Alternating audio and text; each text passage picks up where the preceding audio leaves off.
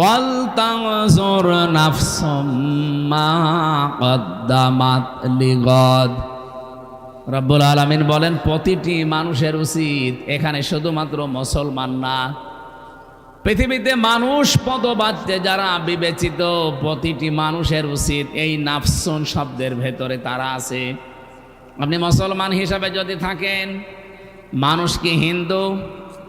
হিন্দু মানুষ না, হিন্দু এই ভেতরে আছে। সুতরাং অন্য ধর্মের যদি কেউ আশপাশে থাকেন, তাদেরকেও আমাদের উদ্দেশ্য প্রতিটি মানুষের উচিত আগামী দিনের জন্য তার প্রস্তুতি কতটুকু আছে সে যেন চিন্তা ভাবনা করে তারপরে জীবন চালায়। এ কথাটুকু বলার পরে আমার আল্লাহ শেষ করে দেননি, এরপরেই দিয়েছেন ওয়াত্তাকুল্লাহ ইন্নাল্লাহা খাবীরুম বিমা তা'মালুন। রব্বুল আলামিন বলেন যে পরের বারে ওয়াত্তাকুল্লাহ বলেছি, এটা শুধু ভয় না, এটা সতর্কবাণী। ভয় করার জন্য যদি বলতাম তাহলে আগের শব্দেই বলে দিতাম ইয়া আইয়ুহাল্লাযীনা আমানুত্তাকুল্লাহ, ওর ভেতরে আছে আল্লাহর ভয়। কিন্তু পরের শব্দটা শুধু ভয় না, তোমাকে যে আগামী দিনের প্রস্তুতি নেওয়ার জন্য আমি তাকিদ দিলাম, কতটুকু নিয়েছো এই ব্যাপারে সতর্ক হও। এই জন্য আল্লাহ পরের শব্দে দিয়েছেন ওয়াত্তাকুল্লাহ। সতর্ক আমরা হয়েছে কিনা আমরা জানি না। যে যেই জায়গায় বসে আছেন, দাঁড়িয়ে আছেন, নিজের দিকে তাকিয়ে ভাবেন তো আগামী দিনের প্রস্তুতি আপনার কতটুকু আছে।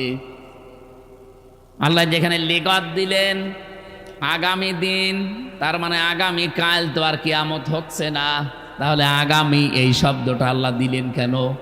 কোরআন শরীফের আয়াত কি ভুল? আরো জোরে বলেন, এর ভেতরে সিগনিফিকেন্স কি আছে? কোনো কিছু হয়তো আছে। লিগাত শব্দটা নিয়ে আল্লামা ইবনে কাইয়্যিম রাহমাতুল্লাহ আলাইহি উনি একটা ব্যাখ্যা দিয়েছেন। উনি বলেন এই পৃথিবীতে কেউ যদি 100 বছর বেঁচে থাকে, আখিরাতের যে জীবন শুরু হবে 50 আলফা সানা মিম্মা তাউদ্দুন, মরণের পরে মানুষের জীবনে এক একটা দিন হবে দুনিয়ার এই হিসাব অনুযায়ী 50,000 বছর। এই শব্দটা নিয়ে উনি গবেষণা করে একটা হিসাব দিয়েছেন। একটা মানুষ যদি 100 বছর দুনিয়ায় বেঁচে থাকে, মরণের পরে যে দিন শুরু হবে ওই জীবনের তুলনায় আপনি দুনিয়ায় মাত্র 2.5 সেকেন্ড বেঁচে আছেন। কত? মাত্র 2.5 সেকেন্ড বেঁচে থাকার জন্য কত কিছু করে যাচ্ছি আমরা। তাহলে আল্লাহর ভাষায় লিগাত দেওয়া এতে 100 ভাগ পারফেক্ট আছে, কোনো অসুবিধা হয়নি। কারণ আগামী দিন তো আরো তাড়াতাড়ি শব্দ দেওয়ার দরকার ছিল, সেখানে আল্লাহ লিগাত দিয়েছেন। আমরা তো আর কেউ 1000 বছর 2000 বছর বাঁচি না। এখন সর্বোচ্চ হায়াতি আমাদের 67 বছর, মানে গড় আয়ু। এখন অধিকাংশ মানুষ 70, 80, 90 বছরে পটল তোলে। কথা বলেন ঠিক কিনা? এই জন্য প্রতিটি মানুষের যেহেতু উচিত আগামী দিনের জন্য কার কতটুকু প্রস্তুতি আছে, আজকের এই ময়দান থেকে আপনি একটু ভেবে চিনতে বাড়ি যান। কিন্তু যেই বিষয়টা নিয়ে চিন্তা করা নিষেধ, ওইটা আমাদের কোনো চিন্তা আল্লাহ নিজে বারবার কোরআনে কারিমে নিষেধ করে দিয়েছেন। ওয়ামা মিন দাব্বাতিন ফিল আরদি ইল্লা আলাল্লাহি রিজকুহা। এই পৃথিবীতে এমন কোন বিচরণশীল জীব নেই যার রিস্কের দায়িত্ব আমি আল্লাহ নেইনি। তার মানে খাবারের যে দায়িত্বটা এটা আপনার হাতে নেই, এটা কার হাতে? এই জিনিস নিয়ে চিন্তা করে মাথা খারাপ হওয়ার দরকার নেই। এই জিনিস নিয়ে চিন্তা করতে যে দুনিয়ায় অবৈধ ইনকাম করারও দরকার নেই। এদিকে তাকান, সূরা মায়েদার নামকরণের যে শিক্ষা এটা বলছিলাম, যেটা নিয়ে চিন্তা করার কোনো দরকার নেই আল্লাহ নিষেধ করেছেন বারবার তাকিদ দিয়ে, সেইটা নিয়ে আজ আমাদের চিন্তার কোনো শেষ নেই। এই চিন্তাটা করতে গিয়ে এই মানুষ কিন্তু ঘুষ খায়, এইটার জন্যই মানুষ সুদ খায়। আপনি কি মনে করেন যারা ফাইল আটগুলো আটকিয়ে টাকা পয়সা না দিলে তারা সই করে না, ওরা অভাবে এই কাজ করে? না, জীবনেও না। এই মানুষগুলো যা করে সব তার স্বভাবের কারণে। যারা ঢাকাতে ফাইল আটকিয়ে টাকা নেয়, ফাইল ছাড়ে না, এ মানুষগুলোর 5টা ফ্ল্যাট আছে ঢাকার বুকে, তারপরেও তার অভাব কাটে না। আপনি কি করবেন এত কিছু তৈরি করে? পাহাড় পরিমাণ সম্পদ, পাহাড় পরিমাণ খাবার দাবার তৈরি করে রেখে কি করবেন? আপনি খেতে পারবেন? আপনাকে আল্লাহ যতটুকু খাবার দিয়ে দুনিয়ায় পাঠিয়েছে এর চাইতে 1 চিমটি পরিমাণ বেশি খাবার খেতে পারবেন না।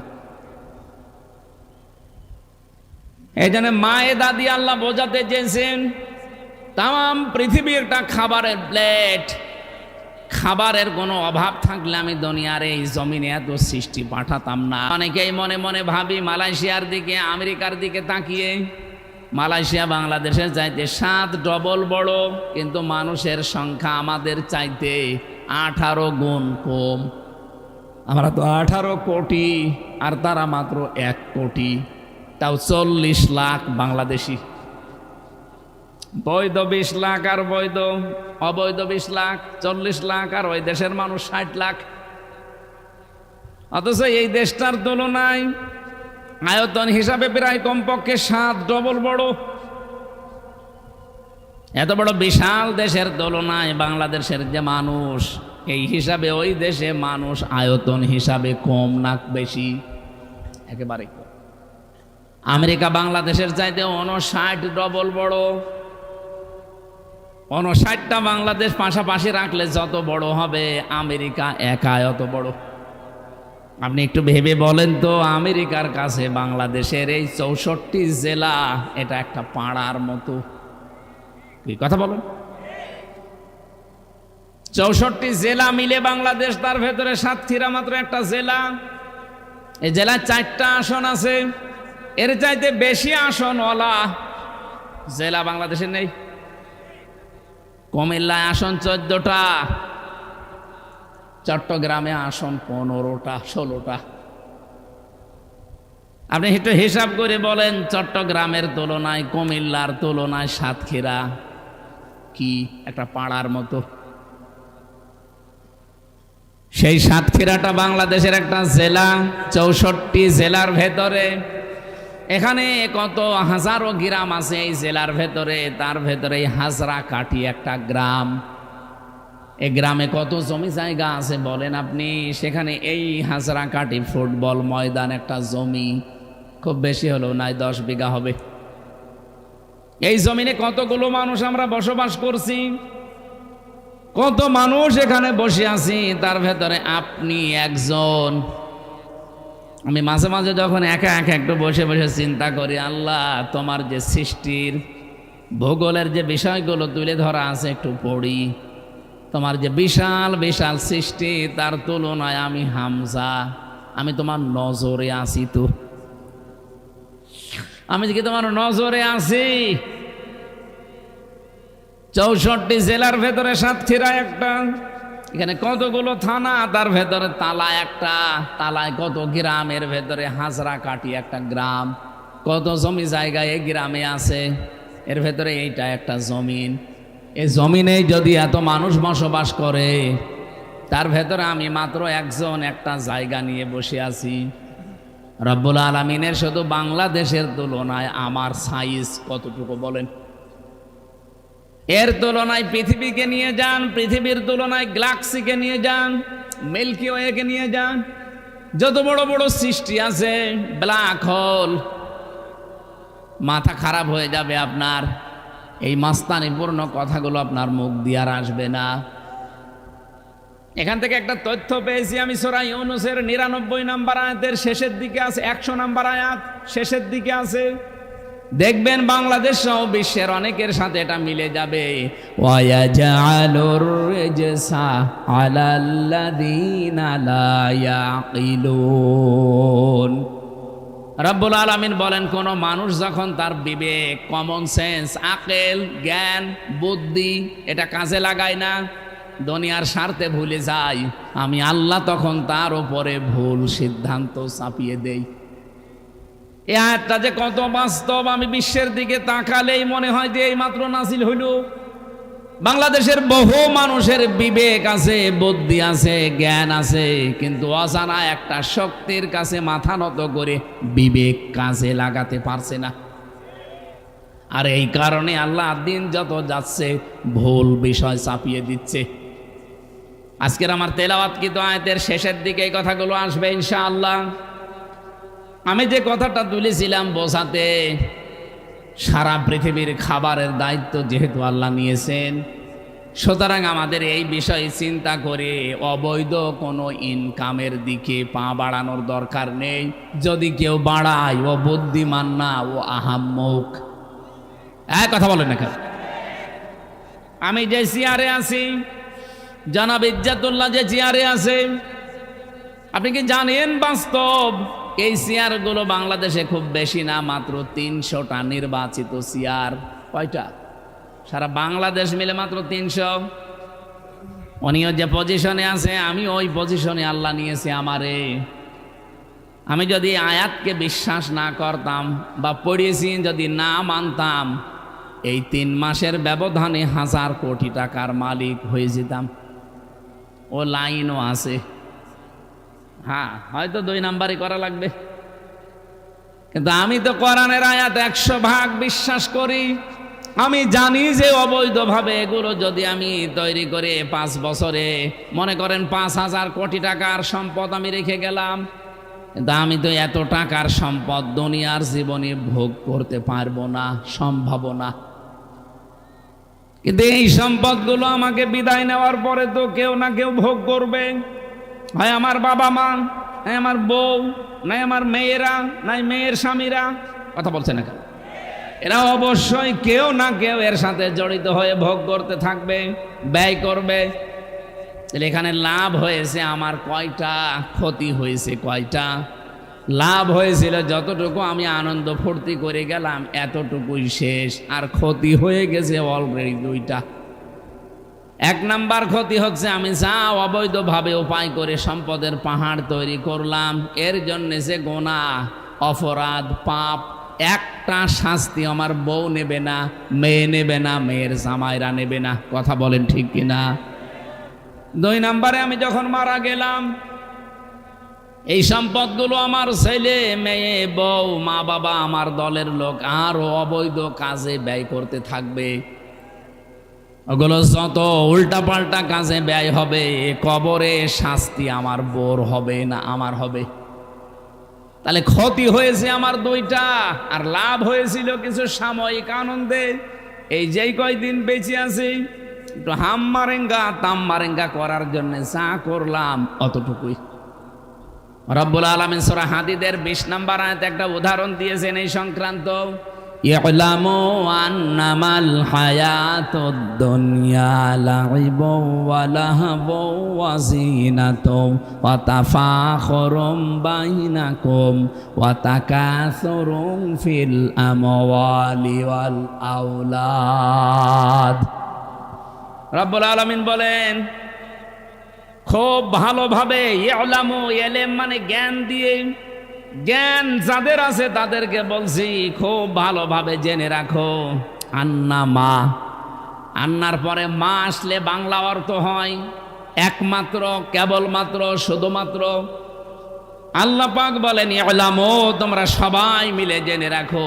এখানে যদি আল্লাহ আমাকে বলতেন, আপনাদেরকে আমি শোনাতাম না। ই'লামু বহু বচন, আমি যেমন আছি মাওলানা মোজাম্মেল হকও আছে, উনি যেমন আছে আপনিও আছেন। সুতরাং এই আয়াতটা সবার জন্যে, সবাই মিলে জ্ঞান দিয়ে, জ্ঞানের চক্ষু দিয়ে, দৃষ্টি দিয়ে, অন্তর্দৃষ্টি দিয়ে জেনে রাখো। কি জেনে রাখবা? কেবলমাত্র দুনিয়ার জীবনটা খেলাধুলা, রং তামাশা ছাড়া কিছুই না।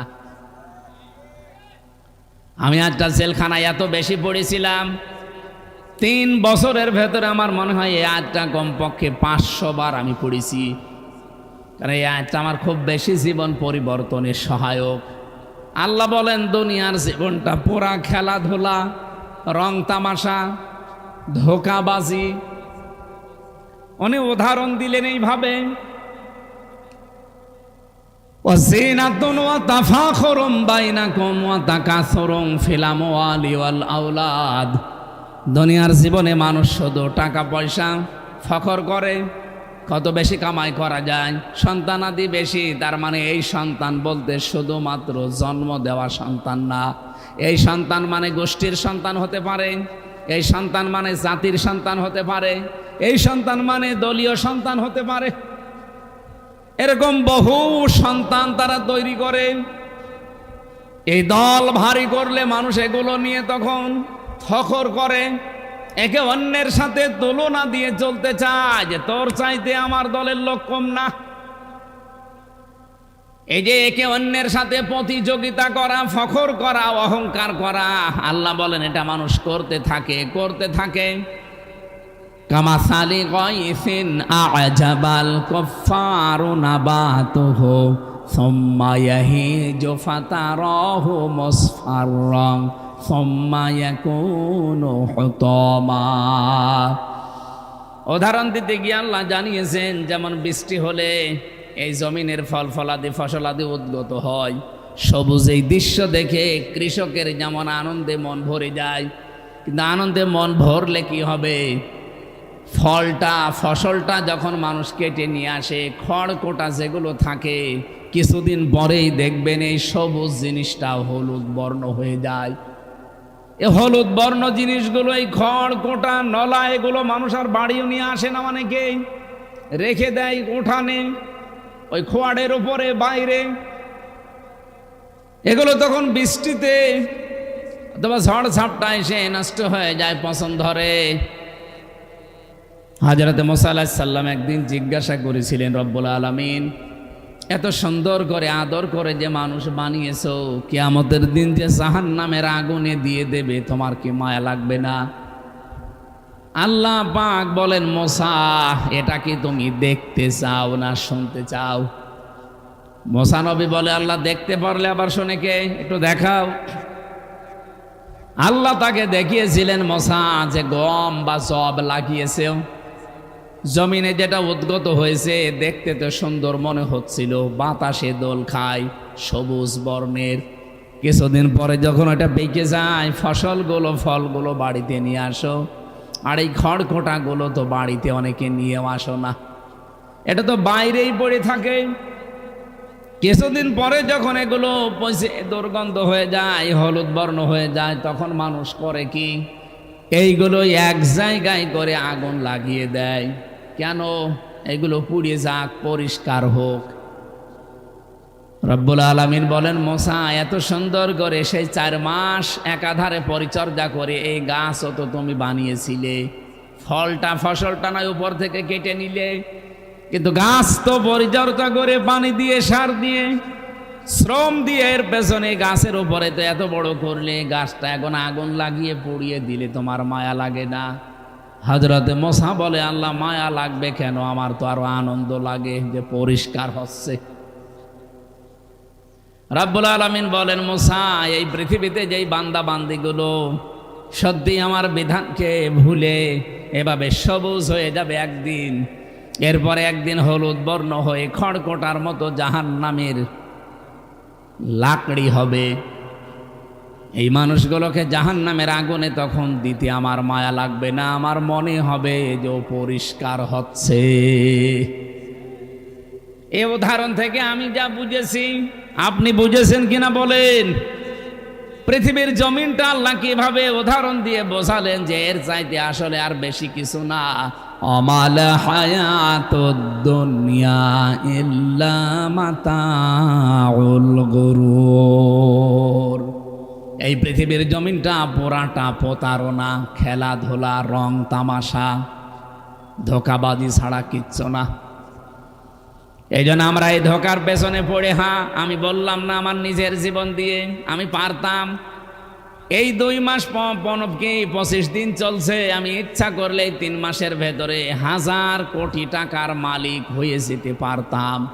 যারা আমার সাথে ফেল করেছে তারা আমাকে মাঝে মাঝে পাগল বলে, আমরা যদি পাস করতাম এই 3 মাসে কত কিছু করে ফেলতাম। আমি বলছি আমিও পারি, কিন্তু ওটা ডান হাতে না, ওটা বাম হাতের। তো ওটা আমি করে করব কি? দুনিয়ার জীবন তো আমি বুঝে ফেলেছি, এগুলো করলে সম্পদ আমার কামাই হবে, পাহাড় পরিমাণ সম্পদ আমি রেখে যেতে পারবো। এখনই যদি চোখ বন্ধ হয়ে যায়, এই সম্পদই শাস্তির কারণ হয়ে দাঁড়াবে। কথা বলেন না কেন? রব্বুল আলামিন যেহেতু মায়দা দিয়ে উদাহরণ দিতে চেয়েছেন, কোনো চিন্তা করবা না এই বিষয় নিয়ে, রিস্কের কোনো চিন্তা তোমার নেই, এটা আমি আল্লাহর দায়িত্বে। সুতরাং আজকে থেকে 100 ভাগ বিশ্বাস করা লাগবে, রিজিক যা আসার এটা অলরেডি আমার জন্য আল্লাহ রব্বুল আলামিন লিখে রেখেছেন। এইটা করতে গিয়ে আমি যেন আমার আখেরাতটা হারিয়ে না ফেলি, এইটাই বুদ্ধিমানের কাজ। নবীজি বলেন, আল কাজ্জিসু মান দানা নাফসাহু ওয়া আমিলা লিমা বাদাল মাউতি ওয়াল আজিজু মান আতবা নাফসাহু হাওয়াহা ওয়া তামান্না আলাল্লাহ, রাহু তিরমিজি। ওই মানুষটাই বুদ্ধিমান যে লোকটা আখিরাতের কাজ করে আর আল্লাহর উপরে ভরসা করে যে হ্যাঁ আল্লাহ আমাকে যতটুকু কাজে আমি আসি আল্লাহ মাফ করে দেবে। এই লোকটা বুদ্ধিমান। আর ওই লোকটা বড় আহাম্মক, পাগল, যে লোকটা আখেরাতের কোনো কাজ কারবার নেই, আন্দাজে ভরসা করে আছে কালেমা যখন পড়েছি জান্নাত একদিন যাবই। এরকম পাগল সাতক্ষীরায় নেই? আমরা কি এইরকম পাগলামি করতে চাই? না। আপনি আখেরাতের পুঁজি তৈরি করেন নিজের থেকে, কেউ আপনাকে তৈরি করে দেবে না। আপনার আখেরাত আপনাকেই তৈরি করা লাগবে। এমন সালসালা অবস্থা সামনে আসতেছে কিয়ামতের ওই কঠিন ময়দানে, রব্বুল আলামিন আমাদেরকে সতর্ক বাণী দিয়েছেন, ওয়ালা ইয়াসআলু হামিমুন হামিমা ইউবাসসারুনাহুম ইয়াওয়াদ্দুল মুজরিমু লাউ ইয়াফতাদি মিন আযাবি ইয়াউমি ইযিম বিবানি। আল্লাহ পাক বলেন, সেই দিন বন্ধুর কোনো উপকারে আসা তো দূরের কথা, বন্ধুকে দেখলে কিছু জিজ্ঞাসাও করবে না। মাওলানা হাফিজুর রহমানের সাথে আমার পরিচয় জেল থেকে বের হওয়ার পর।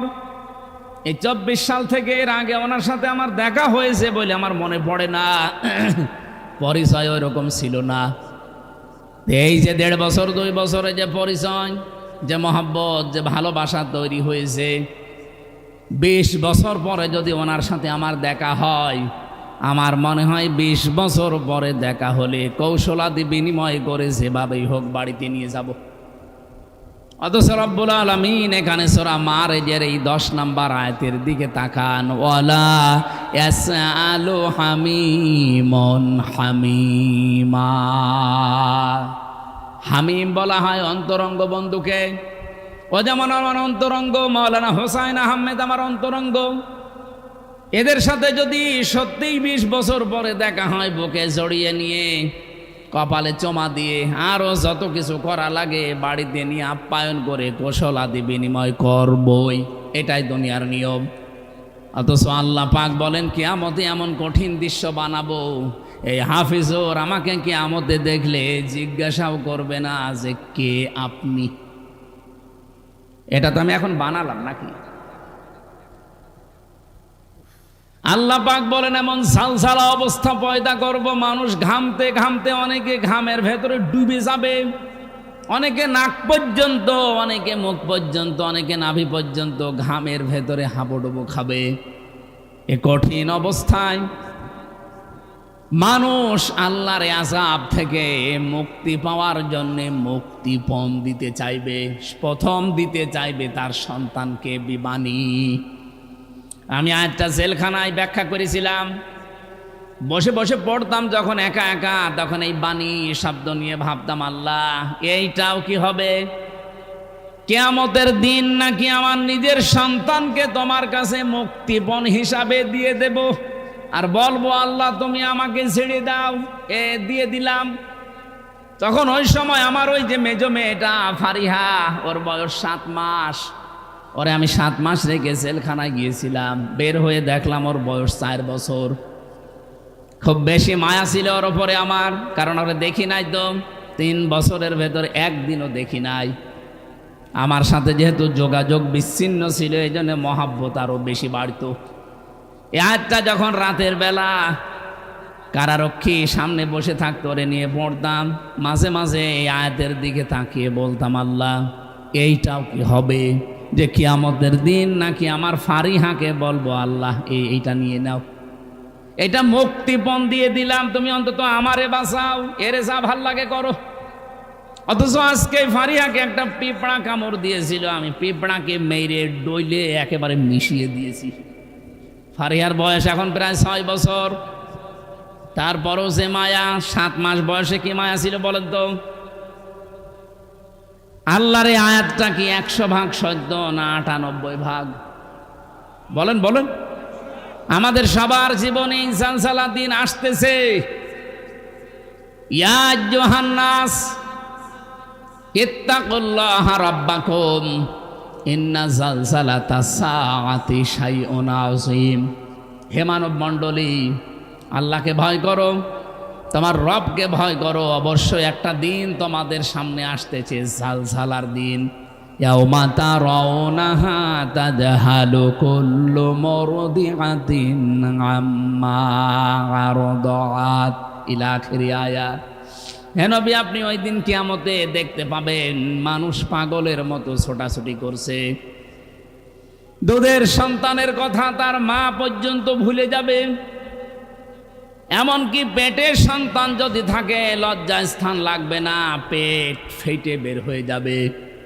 ফাকাইফা তাত্তাকুনা ইন কাফারতুম ইয়াউমা ইয়াজআলুল ওয়িলদানা শিবা।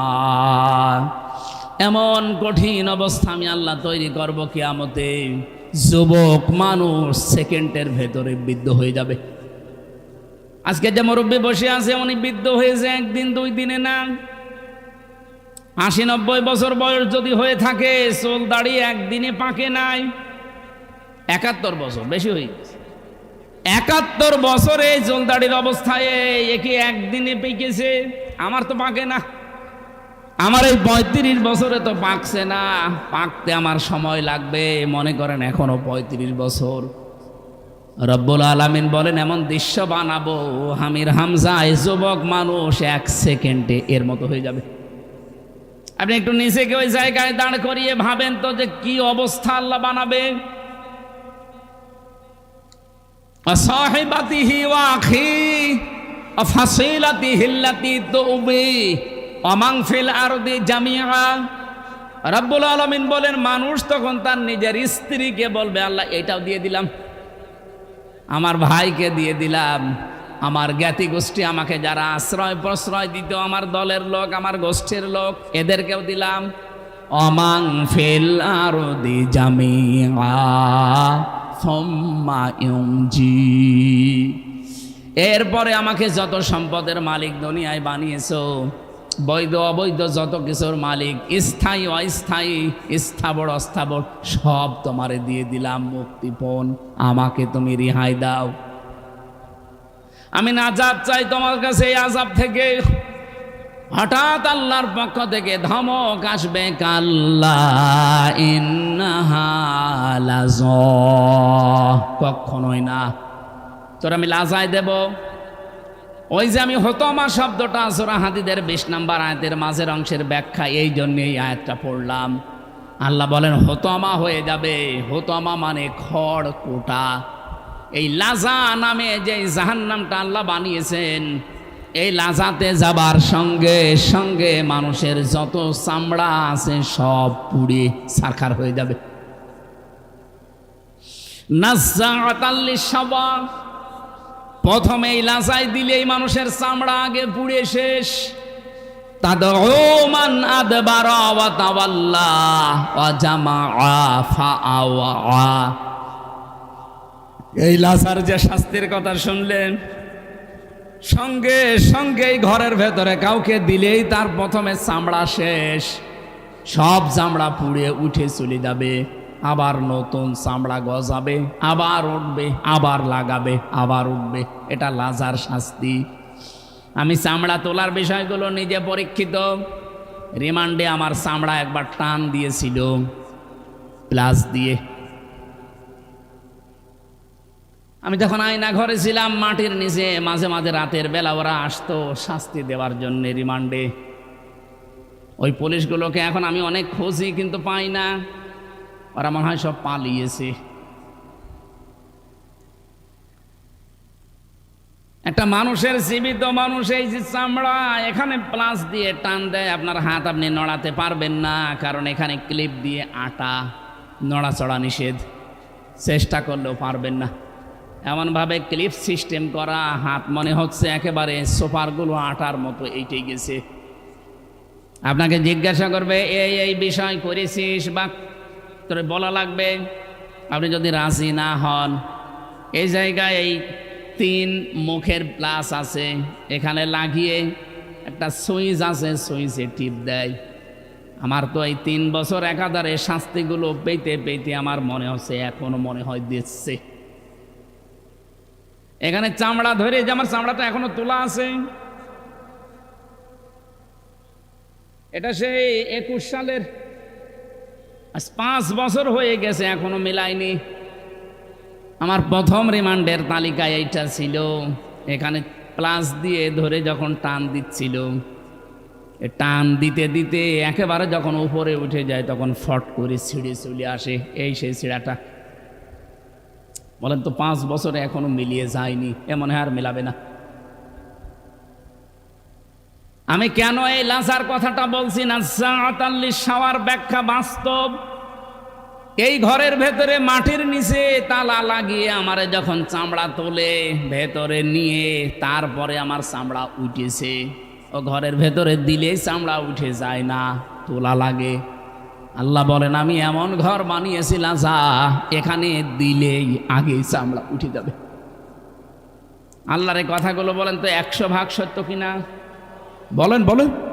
আল্লাহ এই শাস্তিগুলো দেবে যদি আমরা এর ভেতরে থাকি, এই মুহূর্তে পাল্টাবেন। আল্লাহ পাক বলেন তাদউ মান আদবারা ওয়া তাওয়াল্লা, ওই মানুষকে এই লাজা ডাকতে থাকবে, আয় আমার ভেতরে আয়, যেই মানুষ দুনিয়াতে সত্য শোনার পরেও অ্যাবাউট টান করে মুখ ফিরিয়ে চলে যেত। বাংলাদেশে নেই।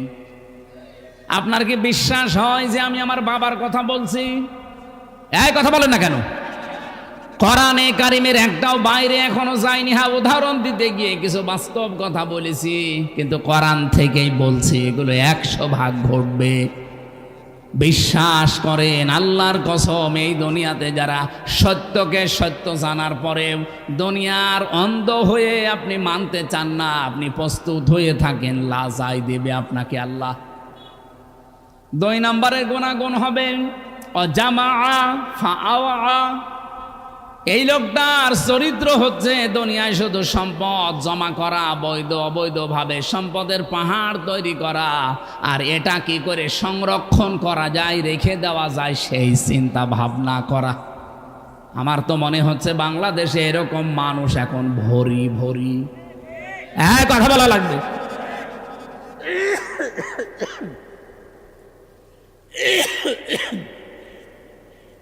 আমি আমার কুষ্টিয়া থেকেই বলছি, 2024 আগস্টের 5 তারিখের পর থেকে এই 2টা বছরের ভেতরে 17 বছর যারা এমনও মানুষ পেয়েছি খাবারও খেতে পারতো না, অথচ এই 2 বছরে কি আলাদিনের চেরাগ পেয়েছে, এখন তারা 8 কোটি টাকার গাড়িতে চড়ে। এটা শুধু কুষ্টিয়ায়, সাতক্ষীরায় নেই। কথা বলছে না কেন?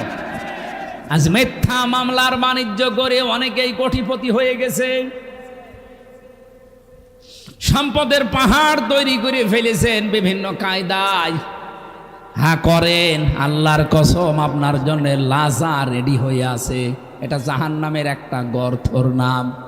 এখানে গেলে কি হবে শুনলেন, আগে চামড়া খসে যাবে। সত্য জানার পরে যারা অ্যাবাউট টান করে চলে যান তাদেরকে এটা ডাকবে।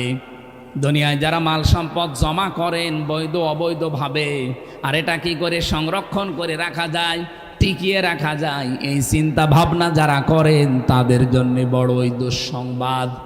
আল্লাহ তুমি আমাদেরকে হেফাজত করো, বলেন আমিন। আমি যেটা উদাহরণ দিয়েছিলাম, এখানে এত বড় কঠিন অবস্থার সম্মুখীন হওয়া লাগবে যে অবৈধ সম্পদগুলো উপার্জন করলে সেই পাগলামি আমি কোন কারণে করতে যাব দুনিয়ায়, যেখানে মায়েদা হিসাবে আল্লাহ তামাম পৃথিবী খাবারের প্লেট হিসাবে সাজিয়ে দিয়েছেন। সুতরাং এই পাগলামি যেন আমি সহ কেউ না করি, আল্লাহ আমাদের সহায় হন, বলেন আমিন। এখান থেকে মাত্র একটা আয়াত পড়েছি, হযরত আদম আলাইহিস সালামের কথাটা আল্লাহ আমাদেরকে শোনাতে চেয়েছেন। কি আছে এর ভেতরে আপনি আজকে নিয়ে যাবেন। আমি খুব অল্প কথা শেষ করব ইনশাআল্লাহ। রব্বুল আলামিন বলেন, ওয়াতলু আলাইহিম নাবা আবনাই আদম বিল হক। হে নবী, আপনি আমার উম্মতের কাছে হযরত আদম নবীর 2 সন্তানের কাহিনী তেলাওয়াত করে করে তাদেরকে শোনান। প্রশ্ন আসতে পারে, আমরা কি আদম নবীর জামানার লোক? আমাদের কাছে তেলাওয়াত করে আদম নবীর 2 সন্তানের কাহিনী শোনানো লাগবে কোন কারণে? কেন লাগবে? কারণ সেই সময় এখন চলছে। একটু আপনি খালি অর্থটা শোনেন, বুঝে ফেলবেন। রব্বুল আলামিন বলেন, ওই জামানায় যে নিয়মটা ছিল ভাই বোনের সাথে বিয়ে হতো ওই শরীয়তে, কারণ মানুষ তো ছিল না। এই 2টা মেয়ে 2টা ছেলে এভাবে সিরিয়াল করে আসতো আদম নবীর। ওই প্রথম ছেলে আর এই পরের যে মেয়ে আছে বড়টা, এটার সাথে বিয়ে হতো। পরের যে 2 নাম্বার ছেলেটা, পরের যে 2 নাম্বার মেয়েটা, এর সাথে বিয়ে হতো। এটা শরীয়ত ছিল তাদের। আকলিমা আর তাসলিমা নামে যে মেয়েদের ঘটনা আমরা তাফসিরে পড়েছি হযরত আদম নবীর। হযরতে আদম নবীর 2 সন্তানের কাহিনী যেহেতু শোনাতে বললেন, বাংলাদেশের সাথে এই প্রেক্ষাপট মিলে যায়। কিভাবে মিলছে? হযরতে আদম নবীর 2 সন্তান ছিল, হাবিল আর কাবিল। হযরতে হাবিল ইনি যেমন নরম সরম ছিলেন, যার সাথে বিয়ে হওয়ার কথা তিনি মেনে নিয়েছিলেন, তো কাবিল তাকে শয়তান দখল করে নিয়েছে। তাকে ধোঁকা দিয়ে বোকা বানিয়ে বলেছে, এই যে মুসলিমা আর আকলিমা, তাসলিমা আর আকলিমা, এই মেয়েটা ওই রকম না দেখতে, সুতরাং সিরিয়ালটা ভঙ্গ করা লাগবে। এই যে মেয়েদের প্রতি আকর্ষণ, এটা সেই প্রথম দিন থেকে চলে আসতেছে। এই জন্যই তো মেয়েদের পর্দায় থাকার বিধান। শয়তান যখন কাবিলকে কবজা করে ফেলেছে, তাকে ধোঁকা দিয়ে বোকা বানিয়ে 2 জন মিলে গেল হযরতে আদম নবীর কাছে, বাবা আমি এই আকলিমাকে চাই না, তাসলিমাকে চাই। হযরতে আদম যেহেতু সরাসরি কথা বলতেন, আল্লাহর ওহীর অপেক্ষা করলেন। রব্বুল আলামিন তাদেরকে নিয়ম নীতি শুনিয়ে দিলেন, ইযে করবা কুরবানান ফাতুকব্বিলা মিন আহাদিহিমা ওয়া লাম ইউতাকাব্বাল মিনাল আখার। ওই জামানায় ছিল এই নিয়মটা, কেউ যদি কোরবানি কবুল করাতে চায়, আল্লাহর দরবারে পছন্দনীয় হতে চায়, তাহলে চাটিয়াল ময়দানে পশু জবাই করে রেখে আসবে।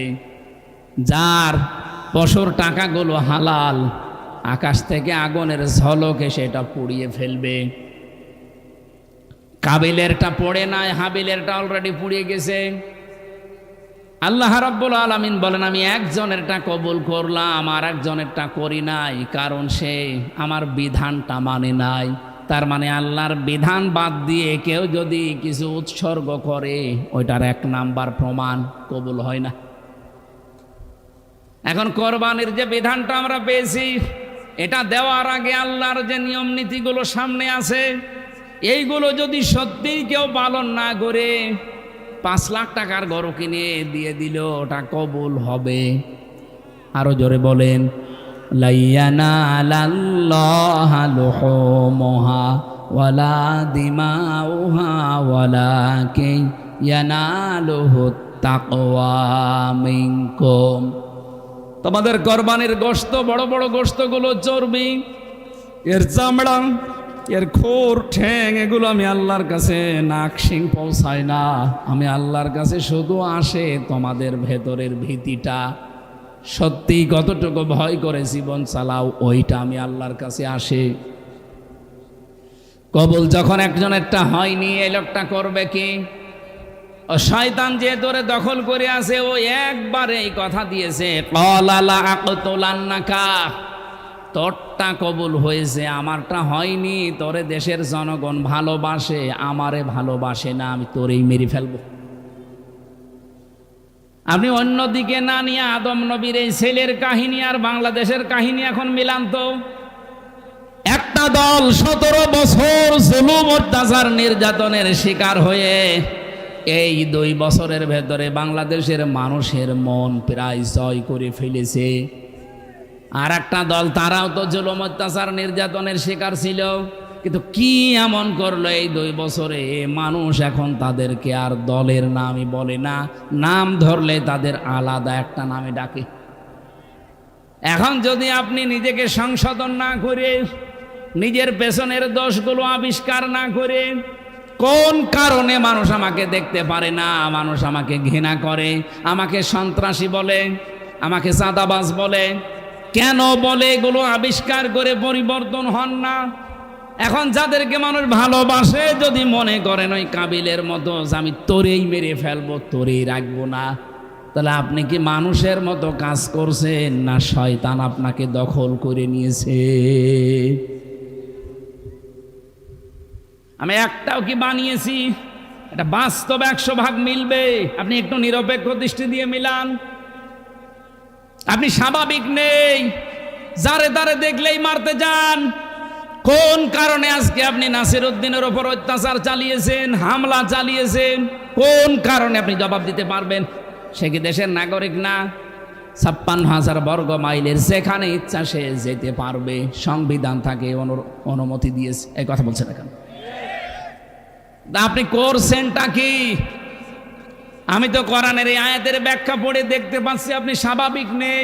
আপনাকে শয়তান ওই কাবিলের মতো দখল করে ফেলেছে।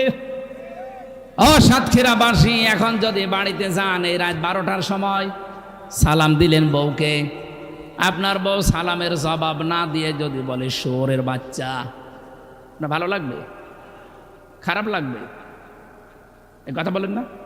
না না, জ্ঞানী মানুষ হলেও জীবনও আপনার খারাপ লাগার কথা না। যদি আপনার জ্ঞান থাকে, আপনি চিন্তা করবেন কি গো, এটা শিক্ষিতা বউ, এ ধার্মিক বংশের মেয়ে, উচ্চ বংশের মেয়ে, আমি বিয়ে করেছি আজ 20 বছর, কোনোদিন আমার মুখের উপরে চোখ তুলে কথা বলে না, অথচ আজকে ভালো মনে করে সালাম দিলাম আর আমারে বলছে শুয়োরের বাচ্চা। তার মানে আর স্বাভাবিক নেই, এর জিনে ধরেছে। কথা বলেন না কেন? এর অবশ্যই জিনে ধরেছে, নাই তো এরকম কথা বলা ওর দ্বারা সম্ভব না। আপনি যখন দেখছেন যে স্বাভাবিক বিষয়টা আপনি মানতে পারছেন না, আল্লাহর কসম আপনি মনে করবেন শয়তান আপনাকে দখল করে ফেলেছে। শয়তান আপনাকে জাহান্নামে নেওয়ার জন্য অলরেডি রওনা হয়ে গেছে। ও সাতক্ষীরাবাসী, এমনিতেই কোরআনের কারণে আপনাকে এই সারা বাংলাদেশের 64 জেলার ভেতরে আপনাদের এমনি বেশি ভালোবাসি আমরা, কারণ কোরআনের কারণে সবচাইতে বেশি জুলুম নির্যাতনের শিকার এই সাতক্ষীরার মানুষ। এই জন্যে ভেতরে ভেতরে আপনাদের প্রতি মায়া আমাদের আছে। আপনি রাগ না করে নিজেকে একটু আয়াতের সাথে মিলান করে, আয়াত তার আমি বানালাম না, এটা আল্লাহর বানানো আয়াত। 1500 বছর আগে নাজিল করে নবীজি পর্যন্ত শুনিয়েছেন তার উম্মতদেরকে। এখনো নবীর আমরা যারা ওয়ারিস আপনাদেরকে এইটাই শোনাচ্ছি।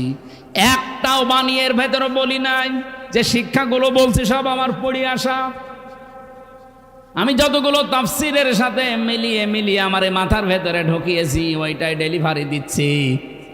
কাবিল ওই সময় বলেছে, তোর কারণে আমার কোরবানি কবুল হয়নি, তোর কারণে দেশের মানুষ আমারে দেখতে পারে না, এত ভালো হওয়ার দরকার কি? তুই এত ভালো ভালো কাজে আঞ্জাম দিস কোন কারণে? তোরই মেরে ফেলবো, তাহলে তো আর কাজে করতে পারবি না। আল্লাহ পাক বলেন, ক্বালা ইন্নামা ইয়াতাকাব্বালুল্লাহু মিনাল মুত্তাকিন। এটা কাবিলের কথা, এটা হযরতে হাবিলের কথা, কাবিলের না। ক্বালা, কাবিল বলল ইন্নামা, আমি এর একটু আগেই মনে হয় 20 মিনিট আগেই বলেছি, ইন্নার পরে মা যুক্ত হলে বাংলা অর্থ কি দাঁড়ায়? না, এ কোন জায়গায় বাস করছে? আপনি এখনই যদি 20 মিনিট এটা ভুলে যান, বাড়ি যেয়ে তো সব খেয়ে ফেলবেন। এটা আমি পড়েছিলাম সেই যখন হেদায়েতের নাহু পড়ি, ওই সে 2000 সালে হবে। সেই পড়া আমার এখনো মনে আছে। আর আপনি 24 মিনিটের কথা মনে থাকছে না মানে? ইন্না বা আন্নার পরে এটা সারা জীবন মনে রাখবেন। কোরআন এরকম হাজারো বার আছে, একটা জানলেই আপনার সারা জীবন সব জায়গায় মিলাতে পারবেন। ইন্না বা আন্নার পরে যদি মা আসে, বাংলা অর্থ দাঁড়ায় একমাত্র, কেবলমাত্র, শুধুমাত্র, হবেই হবে, এইটাই, এটাই।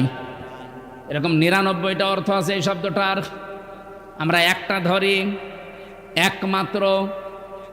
ইন্নামা হযরতে হাবিল ডাক দিয়ে বলেছে, ভাই কাবিল, আপনার চরিত্র ভালো না, আপনি আল্লাহর বিধান না মেনে আমাকেই মেরে ফেলতে চান, আপনার কোরবানি কবুল হয়নি, তাই আপনি কান খাড়া করে শোনেন, একমাত্র কোরবানি কবুল করে থাকেন মহান আল্লাহ, শুধুমাত্র যারা তাকওয়াবান মুত্তাকি তাদেরটা। তা আপনি মুত্তাকি হতে পারেননি, এই জন্যে তো আপনারটা এখনো পড়ে আছে, কবুল হয়নি। আর ওই দোষ আপনি আমার উপরে চাপিয়ে আমাকে মেরে ফেলতে চান। আল্লাহ রাব্বুল আলামিন বলেন, লাইম বাসাত্তা ইলাইয়া ইয়াদাকা লিতাকতুলানি মা আনা বিবাসিতি ইয়াদিয়া ইলাইকা লিয়াকতুলাক। এই অবস্থায় কাবিল কি করেছিল? হাবিল। আমরা যেহেতু এখন বাংলাদেশে, আমার এই আয়াত পড়ার পরে মনে হয় হাবিলের ওই পর্যায়ে আমরা আছি। এই কথা বলছে না কেন? আর কিছু মানুষ অলরেডি কাবিলের ভাইরা ভাই হয়ে গেছে। আমরা ওই কাবিলদেরকে বলতে চাই, লাইম বাসাত্তা ইলাইয়া ইয়াদাকা, যদি আপনার হাত আপনি প্রসারিত করেন, আপনার অস্ত্র আপনি তোলেন, আপনার ক্ষমতাকে আপনি ব্যবহার করেন আমাকে মেরে ফেলার জন্যে, আমার দিকে অগ্রসর হওয়ার জন্যে, আল্লাহ পাক বলেন কাবিল যেটা, হাবিল যেটা বলেছিল, তোমাদেরকে আমি আদেশ দিলাম তোমরা ওইটা বলবা। যেহেতু দুনিয়াটা থাকার জায়গা না, এজন্য আমি নিজে থেকেই বলছি আপনারাও করবেন। ইয়াদিয়া ইলাইকা লিয়াকতুলাক, যদি আপনি আমাকে মেরেও ফেলতে চান, আমার ক্ষতি করতে চান, মিথ্যা মামলা দিতে চান, অতর্কিত হামলা করে আমার জীবন নাশ করতে চান, আমি কিন্তু আপনার দিকে হাত বাড়াবো না। ইন্নী আখাফুল্লাহ রাব্বাল আলামিন, অবশ্যই আমি ভয় করি মহান রব্বুল ইজ্জাত ওয়াল জালালকে। এরপরে আপনাদের সান্ত্বনার বাণী একটা শোনাতে চাই, যেহেতু সাতক্ষীরা এটা বেশি হবে আগামীতে আরো। ওই যে কাবিলের ভাঙরা ভাইরা ভাই তো এখনো আছে। ইন্নী উরিদু আন তাবুআ বিইসমি ওয়া ইসমিকা ফাতাকুনা মিন আসহাবিন নার ওয়া যালিকা জাযাউজ যালিমিন। রব্বুল আলামিন বলেন, কাবিল হাবিল ওই দিন বলেছিল, ভাই আপনি যদি সত্যি ইচ্ছা করে এগুলো আমার সাথে করেন, পরিবারে, সমাজে, রাষ্ট্রে, আন্তর্জাতিক মহলে আমাদেরকে যদি শুধু কালার করতে চান, এ বাংলাদেশে বহু হাবিলকে আজ আমরা দেখতে পাচ্ছি। হাবিল হয়তো নেই কিন্তু তার প্রেতাত্মা আছে, কাবিল হয়তো নেই কিন্তু কাবিলের প্রেতাত্মা আছে। আমি নাম ধরেই বলছি, কাবিলের প্রেতাত্মা বাংলাদেশে ঝিনাইদহ এ রাশেদ খান নামে একটা লোক আছে না, এটা কাবিলের প্রেতাত্মা। কাবিলের সাথে ওর জীবনের মিল আছে। যে যাই করুক না কেন, একটা গোষ্ঠীর ওপরে দোষটা চাপিয়ে নিজেকে ভালো সাজায়, এটা কাবিলের গুণ। আপনি দেখেন সারা বাংলাদেশে যেখানে যা হবে, এই লোকটা সর্বপ্রথম মুখ খোলে যে একটা দলের উপরে দোষটা চাপিয়ে দাও। আপনি কিন্তু নিজেও জানেন যে এই দোষে এই দোষের সাথে এই দলের কোনো সম্পর্ক নেই, কিন্তু তাকে কালার করার জন্য আপনি উঠে পড়ে লেগেছেন। যেই জাতি যেই কাজ করে না, তার উপরে যদি কেউ ওইটা চাপিয়ে তাকে জাতির সামনে কালার করে দেয়, হয়তো সাময়িক কিছু মনে করছেন না। আল্লাহ বলেন কি হবে? আংতাবু আবি ইসমি ওয়া ইসমিকা। হাবিল বলেছিল, ভাই কাবিল, আমি চাই আপনি আমার উপরে জুলুম করে, অত্যাচার করে, অতর্কিত হামলা করে আমাকে মেরে ফেলার মাধ্যমে যে পাপ হবে, এই পাপটা আপনি বহন করেন। আর আমাকে মেরে ফেললে যেহেতু আমি নিরপরাধ, কারণ একটা মানুষকে মেরে ফেললে অন্যায়ভাবে সেই লোকটা জান্নাত পাবে, কিন্তু যেই লোকটা মেরে ফেলেছে তার 4টা শাস্তি। তার প্রথম শাস্তি হবে জাহান্নাম। এটা সূরা নিসার 93 নম্বর আয়াতে আছে, অমাইয়াকুল মুমিনাম মুতাআম্মিদান ফাজাযাউহু জাহান্নাম খালিদান ফিহা। আল্লাহ পাক বলেন, কোন মানুষ যদি ইচ্ছা করে কাউকে মেরে ফেলে তার প্রথম শাস্তি হবে জাহান্নাম। 2 নম্বরে চিরকাল সে সেখানে থাকবে। 3 নম্বরে গাদিবাল্লাহু আলাই, আল্লাহ নিজে তার উপরে রেগে থাকবেন। 4 নম্বরে ওয়া'আদ্দা লাহু আযাবান আযীমা, যন্ত্রণাদায়ক শাস্তি তার জন্য আল্লাহ রেডি করে রাখবেন। বলেন নাউযুবিল্লাহ। সুতরাং আজ বাংলাদেশ সহ বিশ্বে, বিশেষ করে ভারতের এই উগ্রপন্থী হিন্দুরা যেটা করছে এখন, এরা যেহেতু এখন আর মানুষের তালিকায় নেই, ওরা আল্লাহর ঘর ভাঙা আরম্ভ করেছে। নিরীহ মুসলমানদের বাড়িতে আগুন লাগিয়ে লুটপাট করে মনে হচ্ছে একেবারে ধ্বংসযজ্ঞ চালাচ্ছে, মহা উৎসব শুরু হয়ে গেছে। মানুষ যখন জুলুম করতে করতে তার সীমা ছাড়িয়ে যায়, তার বরাতে তার কপালে 2টা জিনিস লিখিত হয়ে যায়। 1 নম্বরে সারা পৃথিবীর সৃষ্টি তাকে ঘৃণা করে, 2 নম্বরে তার কপালে আল্লাহর হেদায়েত রাখে না, নষ্ট করে দেয়। আমার তো মনে হচ্ছে শুভেন্দ্র নামে যেই শয়তান, মানুষ নামে একটা কলঙ্ক, ক্ষমতায় যাওয়ার পরে যা আরম্ভ করেছে, ওই লোকটার প্রতি আজ তামাম পৃথিবীর সব সৃষ্টি ওকে ঘৃণা করছে। আপনি শুধু মুসলমানের কথা বলছি না, হিন্দুদের কাছেও জিজ্ঞাসা করে, ওর নাম শুনলেই থুতু ফেলে। 2 নম্বরে ওকে আমার আল্লাহ মনে হয় আর হেদায়েত দেবে না, কারণ ও সীমা অলরেডি ছাড়িয়ে গেছে। ও নাকি পাশ করার কারণে বাংলাদেশে জামাত ইসলাম যারা করে তারা সবচাইতে বেশি কষ্ট পেয়েছে। আমরা কোনোদিন বলেছি এ কথা?